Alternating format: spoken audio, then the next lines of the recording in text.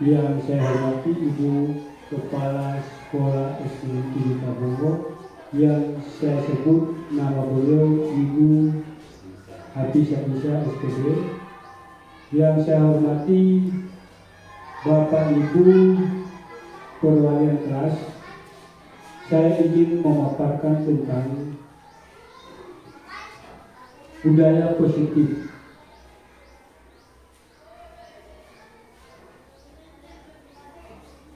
Budaya positif adalah merupakan budaya perwujudan dari nilai-nilai atau keyakinan universal yang diterapkan di sekolah. Budaya positif diawali dengan perubahan paradigma tentang teori kontrol. Selama ini barangkali kita sebagai guru merasa berkewajiban mengontrol perilaku siswa agar memiliki perilaku yang sesuai yang diharapkan oleh guru. Ada teori kontrol yang diterapkan oleh Dr. William Glasser dalam teori kontrol yang kemudian hari berkembang dan dinamakan choice theory, meluruskan beberapa miskonsepsi tentang makna kontrol. Yang pertama adalah ilusi guru mengontrol murid. Pada dasarnya kita tidak dapat memaksa murid untuk berbuat sesuatu jikalau murid tersebut memilih untuk tidak melakukannya, walaupun tampak guru sedang mengontrol perilaku murid. Hal demikian terjadi karena murid sedang mengizinkan dirinya dikontrol. Saat ini bentuk kontrol guru menjadi kebutuhan dasar yang dipilih murid tersebut. Teori kontrol menyatakan bahwa semua perilaku memiliki tujuan, bahkan terhadap perilaku yang tidak disukai. Berikut miskonsepsi yang kedua adalah ilusi bahwa semua perbuatan positif efektif dan bermanfaat. Perbuatan positif atau bujukan adalah bentuk kontrol. Segala usaha untuk mempengaruhi murid agar mengulangi suatu perilaku tertentu adalah suatu usaha mengontrol murid tersebut dalam jangka waktu tertentu. Berikut miskonsepsi yang ketiga adalah ilusi bahwa kritik dan membuat orang merasa bersalah dapat menguatkan karakter. Menggunakan kritik dan rasa bersalah untuk mengontrol murid menuju pada identitas gagal. Mereka belajar untuk merasa buruk tentang diri mereka.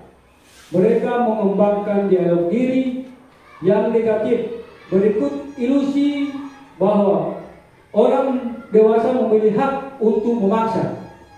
Banyak orang dewasa yang percaya bahwa mereka memiliki tanggung hal-hal tertentu, apapun yang dilakukan dapat diterima.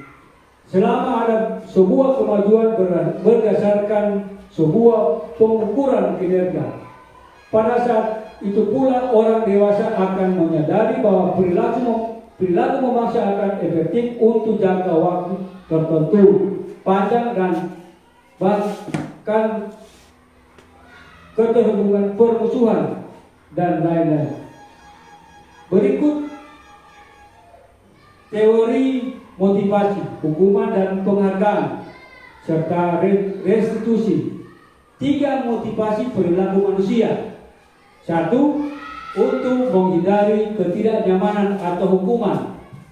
Berikut yang kedua adalah mendapatkan imbalan atau penghargaan dari orang lain. Berikut yang ketiga adalah untuk menjadi orang yang mereka inginkan dan menghargai diri sendiri dengan nilai-nilai yang mereka percaya. Hukuman, konsekuensi, dan restitusi. Dalam menjalankan peraturan ataupun keyakinan kelas atau sekolah, bila mana ada suatu pelanggaran tertentu, sesuatu harus terjadi. Untuk itu kita perlu meninjau ulang tindakan penegakan peraturan atau keyakinan kelas selama ini tindakan tersebut suatu pelanggaran pada umumnya berbentuk hukuman dan konsekuensi. Dalam hal ini disiplin positif yang dinamakan restitusi. Apakah itu restitusi? Restitusi adalah suatu proses menciptakan kondisi bagi murid untuk memperbaiki kesalahan mereka sehingga mereka bisa kembali pada kelompok mereka dengan karakter yang lebih kuat. Atau berikut Grosset 2004, restitusi juga merupakan proses kolaborasi yang mengajarkan murid untuk mencari solusi untuk masalah mereka dan membantu murid berpikir tentang orang seperti apa yang mereka inginkan dan bagaimana mereka harus memperlakukan orang lain. Grosset 1996. Nah, ini adalah identitas gagal, kita menerapkan hukuman. Kemudian identitas sukses, hukuman yang bagaimana? Hukuman ini perilaku pasif agresif meningkat. Berikut yang kedua adalah sistem tidak akan berjalan bila mereka tidak takut. Berikut yang ketiga adalah berlaku hanya pada sebuah institusi, tidak berlanjut pada kehidupan nyata. Berikut peraturan adalah kamu harus, itu namanya hukuman. Berikut identitas sukses ini ada dua konsekuensi dengan restitusi. Kalau dia konsekuensi adalah penguatan hanya bertahan dalam jangka waktu pendek. Berikut memerlukan monitoring atau supervisi terus menerus oleh guru. Berikut yang ketiga adalah membantu penerapan mengikuti aturan dalam masyarakat. Berikut konsekuensi juga adalah apa peraturannya. Mampukah kamu melakukan? Terima kasih. Kemudian yang namanya restitusi adalah masalah pemecahan masalah. Ini namanya restitusi. Kemudian murid belajar bertanggung jawab untuk perlakuannya. Yang ketiga adalah fokus pada pemecahan masalah dalam jangka waktu panjang. Berikut apa yang kamu yakin. Berikut setelah itu berikut apa yang bisa kamu lakukan untuk memperbaiki masalah ini. Ini adalah berikut identitas gagal, kemudian konsekuensi, berikut restitusi. Saya bacakan ini identitas gagal negatif. Awas. Kalau dilakukan bagi berikut netral, lakukan apa yang saya katakan. Itu namanya konsekuensi. Berikut yang ketiga adalah restitusi. Apakah hasil yang sesungguhnya yang ingin kamu lakukan? Berikut adalah keyakinan kelas. Apakah keyakinan kelas itu? Keyakinan kelas adalah nilai-nilai keselamatan atau kesehatan. Inilah yang kita sebut dengan suatu keyakinan, yaitu nilai-nilai kebajikan universal yang disepakati secara tersirat dan tersurat, lepas dari latar belakang, suku, bahasa maupun agama. Contoh keyakinan kelas ini merupakan keyakinan kelas 1, kelas 5, dan kelas 7. Contohnya adalah setiap anggota kelas perlu belajar. Itu untuk kelas 1, 2, 3. Berikut yang kedua adalah setiap anggota kelas perlu senang, dan setiap siswa kelas 1 mereka perlu senang. Berikut yang ketiga adalah setiap anggota kita perlu melakukan tugas. Apakah tugas yang ada menyapu, kemudian tugas pembuatan huruf gitu. Berikut yang keempat adalah setiap anggota kelas perlu selalu saling menghargai. Berikut yang ketiga adalah yang kelima adalah setiap anggota kelas perlu merasa aman. Setiap untuk kelas 1 dan kita mereka perlu aman. Berikut yang keyakinan kelas 5 adalah setiap selalu bersikap positif. Tanamkan pada mereka perlu berpikiran positif. Yang kedua adalah senantiasa menjadi diri sendiri yang terbaik. Yang ketiga adalah percaya dan menghormati orang lain serta barang miliknya. Jangan sampai kaos kaki ada yang lempar-lempar gitu. Berikut berkomunikasi terhadap berkomitmen terhadap setiap tugas. Itu kalau umpamanya tugas yang kita berikan itu mereka harus kerjakan apakah sendiri atau mandiri, kemudian berkelompok. Yang kelima adalah senantiasa membantu. Dan untuk kelas itu tidak perlu saya bacakan. Dan itu merupakan pelajaran kelas 7. Berikut kebutuhan dasar manusia dalam dan dunia berkualitas. Dunia berkualitas adalah tempat khusus dalam pikiran Anda, tempat Anda menyimpan gambaran representasi dari semua yang Anda inginkan. Bisa berisi orang-orang, hal-hal dan apa saja yang terbaik dalam diri Anda, membuat Anda merasa bahagia dan penuh kebutuhan dasar Anda. Dr. William Glasser menyebut seperti semacam album foto, sehingga isinya tidak terlalu banyak, hanya akan terdiri dari beberapa hal saja yang sangat signifikan dan benar-benar terbaik dalam hidup Anda, yang membuat hidup Anda menjadi lebih bermakna. Ini adalah 5 kebutuhan dasar manusia. Pertama adalah aktualisasi diri.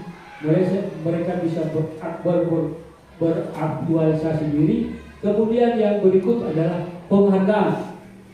Para murid juga harus kita berikan penghargaan. Kalau mereka melakukan sesuatu, kita berikan penghargaan mereka, baik melalui acungan tangan, wajah, dan berbagai macam penghargaan lain. Berikut kasih sayang. Ini yang lebih banyak kita lakukan adalah murid-murid kita, lebih banyak kita berikan kasih sayang. Usahakan kasih sayang seperti anak kita sendiri. Berikut adalah rasa aman. Kita berikan rasa aman bagi murid yang ada di sekolah. Pastikan mereka merasa aman berada di tempat ini. Berikut kebutuhan fisiologi, rasa senang, bahagia, itu. Ini adalah teori kebutuhan Maslow. Berikut adalah 5 posisi kontrol. Di posisi ini, di posisi manakah kita? Diana Gosen adalah bukunya restitusi mengemukakan bahwa guru perlu meninjau kembali penerapan disiplin dalam ruang-ruang kelas mereka selama ini. Apakah telah efektif? Apakah berpusat memerdekakan dan memandirikan murid? Bagaimana dan mengapa? Melalui serangkaian riset dan berdasarkan pada teori kontrol Dr.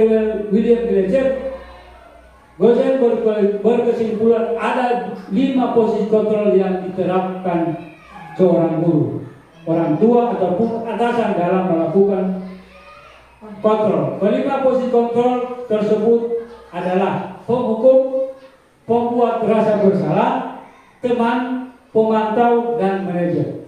Setelah saya bacakan, silakan Bapak Ibu, mohon maaf, di posisi manakah saya?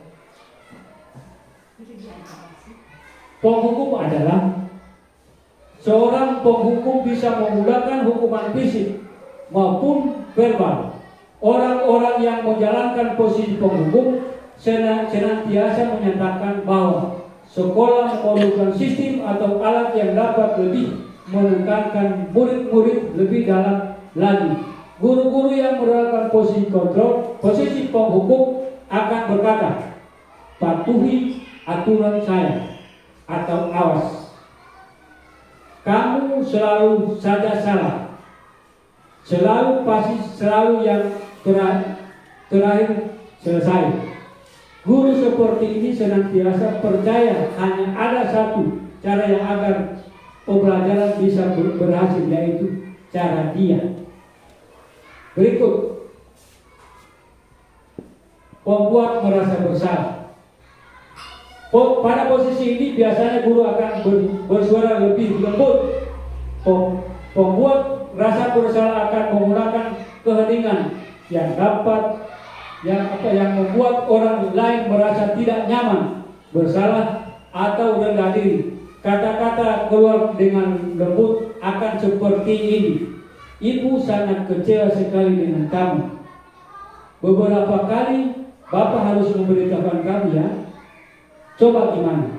Kalau orang tua kamu tahu kamu berbuat begini. Posisi ini murid akan memiliki penilaian diri yang buruk tentang diri mereka. Murid merasa tidak berharga dan telah mengecewakan orang-orang yang disayang atau yang disayangi. Berikut, teman. Jadi posisi guru teman sebagai teman. Guru pada posisi ini tidak akan menyakiti murid, namun akan tetap berupaya mengontrol murid melalui persuasi. Posisi teman pada guru bisa negatif ataupun positif. Positif di sini berupa hubungan baik yang saling antara posisi di sini berupa hubungan baik yang terjalin antara guru dan murid. Guru di posisi teman menggunakan hubungan baik dan humor untuk mempengaruhi mereka. Mereka akan berkata, ayo bantulah. Demikian Pak ya. Berikut yang kedua, ayo ingat tidak ada bantuan Bapak selama ini. Berikut, ayo sila sekali ini tidak apa-apa, nanti Ibu bantu bereskan. Hal negatif pada posisi teman apabila suatu saat guru tersebut tidak membantu, maka mereka akan kecewa dan berkata, saya pikir Bapak Ibu teman saya. Murid merasa dikecewakan dan tidak mau lagi berusaha. Hal ini yang mungkin timbul adalah murid hanya akan bertindak untuk membantu guru tertentu dan tidak untuk guru lain. Murid akan bergantung pada guru tersebut. Pemantau. Tipe pemantau. Pemantau berarti mengawasi. Pada saat ini kita mengawasi, kita bertanggung jawab atas perilaku orang-orang yang kita awasi. Posisi pemantau berdasarkan pada peraturan-peraturan dan konsekuensi. Dengan menggunakan sanksi konsekuensi, kita tidak dapat memisahkan hubungan pribadi kita dengan murid. Sebagai seseorang yang menjalankan posisi pemantau, pertanyaan yang diajukan seorang pemantau dengan suara datar, bahasa tubuh yang formal. Guru, Adi, tahu kamu jam berapa kita mulai? Kemudian Adi menjawab, tidak tahu Pak. Guru, kamu terlambat 15 menit. Apakah kamu sudah mengerti konsekuensi yang harus dilakukan bila terlambat? Adi menjawab, paham Pak. Saya harus tinggal kelas pada jam istirahat nanti dan mengerjakan tugas ketertinggalan saya. Kemudian guru menjawab, ya benar. Nanti pada saat jam istirahat kamu harus tinggal di kelas untuk menyelesaikan tugas yang ketiga tadi. Saya tunggu. Bagaimana perasaan murid ketika melakukan hal seperti ini? Berikut manajer. Posisi terakhir adalah manajer, adalah posisi di mana guru berbuat sesuatu bersama dengan murid, mempersilahkan murid bertanggung jawab perilakunya, mendukung murid agar dapat menemukan solusi atas permasalahannya sendiri. Seorang manajer telah memiliki keterampilan di posisi teman maupun pemantau, dan dengan demikian bisa jadi di waktu-waktu tertentu kembali kepada kedua posisi tersebut bila diperlukan. Namun bila kita menginginkan murid-murid kita menjadi manusia yang merdeka, mandiri, dan bertanggung jawab, maka kita perlu mengacu pada restitusi yang dapat menjadikan murid kita menjadi seorang manajer bagi dirinya sendiri. Di manajer, murid diajak untuk menganalisis kebutuhan dirinya maupun kebutuhan orang lain. Di sini penekanan bukan pada kemampuan membuat konsekuensi, namun dapat berkolaborasi dengan murid bagaimana memperbaiki kesalahan yang ada. Seorang manajer akan berkata apa yang kita yakini. Kembali ke keyakinan kelas. Berikut, apakah kamu yakin? Berikut, jika kamu mau yakininya, apakah kamu bersedia memperbaikinya? Jika kamu memperbaiki ini, hal ini menunjukkan apa tentang dirimu? Berikut, apa rencana kamu untuk memperbaiki hal ini? Restitusi segitiga. Ini pada posisi proses 3 tahapan tersebut berdasarkan teori prinsip utama teori kontrol. Nah, ini langkah menstabilkan identitas, kemudian validasi tindakan yang salah, kemudian menanyakan keyakinan. Teori kontrol.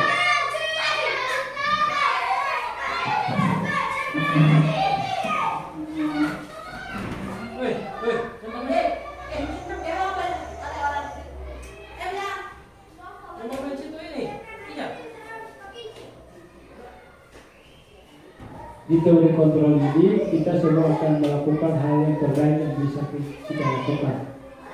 Berikut teori kontrol berikut, semua perilaku memiliki alasan. Berikut yang ketiga adalah kita semua memiliki motivasi internal. Ini menstabilkan identitas. Bagian dasar dari segitiga bertujuan untuk mengubah identitas anak dari orang yang gagal karena melakukan kesalahan menjadi orang yang sukses. Caranya bagaimana? Dengan kalimat-kalimat ini, berbuat salah itu tidak apa-apa. Berikut, tidak ada manusia yang sempurna. Kemudian saya juga pernah melakukan kesalahan seperti itu. Ketika siswa mengalami kita berusaha dengan menstabilkan identitas. Kita bisa menyelesaikan ini. Berikut, Bapak Ibu tidak tertarik menjadi siapa yang salah, tapi Bapak Ibu ingin mencari solusi dari permasalahan ini. Berikut, kamu berhak merasa begitu ketika kita memeriksa siswa ini. Apakah kamu sedang menjadi teman yang harus menjadi, yaitu baik berbuat nanti. Berikut validasi tindakan yang kedua, yaitu validasi tindakan yang salah. Setiap tindakan